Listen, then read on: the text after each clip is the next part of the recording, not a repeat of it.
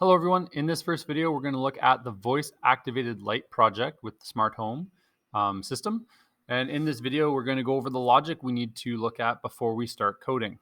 So voice activated lights, what are they? We're going to have the microbit turn on its lights if it hears a sound.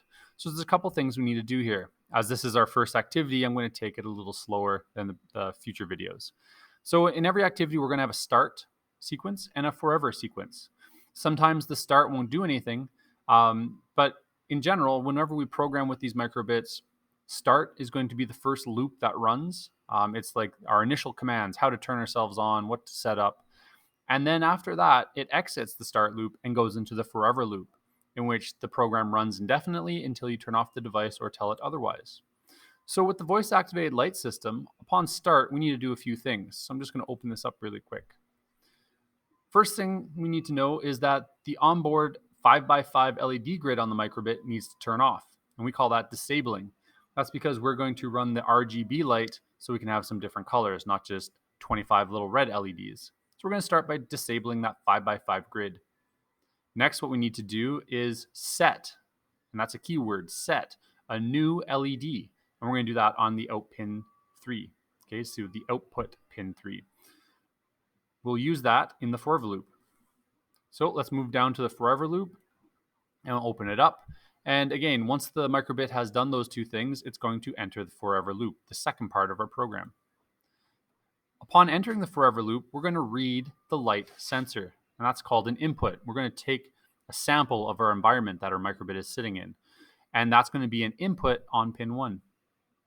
We're going to set a variable, again a keyword, and we're going to call that variable light. And we're going to set it to the sensor's value. So whatever comes in on input pin 1, we're going to set to the variable light. And then we're going to question our data. Are lights on in the room? Okay, so notice how I bolded that in red. This is what we call a conditional statement. So I'm going to open up this question. And we're going to have two possible answers, yes or no. If lights are on in the room, we're going to say that the lights or the light source is greater than 50 intensity. We don't have to worry too much about the units today, but we're going to call 50 our cutoff point. And we're going to say no, the lights are not on in the room if the light is less than 50 intensity. So let's look what these two answers have underneath them. So let's go to yes. And you know what? If the lights are already on, we're just going to return. You'll notice it's green and it's number 2. So that means it's going to return back up to forever. Why is this important? Well, it continues a loop indefinitely into the future, and it just keeps asking these same questions. So it reads the light sensor, it sets it to the variable light, asks again, are lights on in the room? If lights are on, yes, we don't have to do anything, so we return. And we ask this question again, and we ask this question again, until the lights come back as no, they're off. So then we need the robot or the microbit to do something else. So we're going to open up this no chain, this flowchart. And if no, the lights are off, we're going to read the sound sensor because we want these lights to activate only if the lights are off and only if we say lights on. If that's the case, we're going to set a new variable noise to the sound sensor. So if it hears any sound, and it's going to ask another question. Again, a conditional. Has sound been detected? If sound has been detected, so someone has spoken or there's been a loud clap, we're going to have two possible outcomes. Yes, we're going to say yes if the sound is greater than 70 decibels. That's just a unit of sound. And no if it's less than 70 decibels. So if sound has been detected, so to get here, we already had to answer no to the lights being off. So are lights on in the room? No. Okay.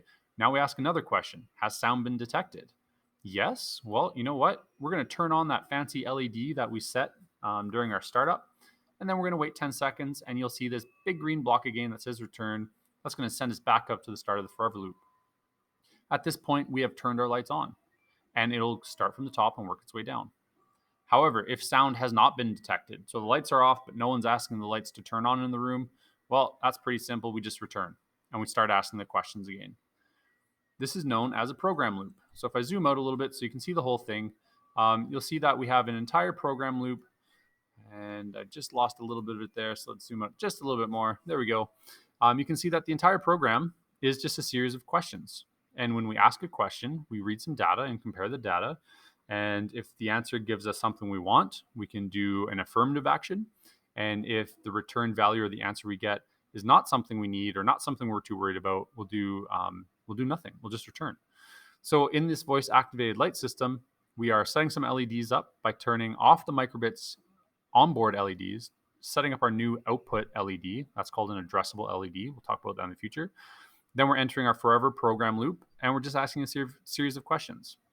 And when you see a question like this at the top level with another question inside it, this is known as nested conditionals. And we can just ask one question at a time rather than trying to ask all of the questions at the same time. So we have to set some priority there.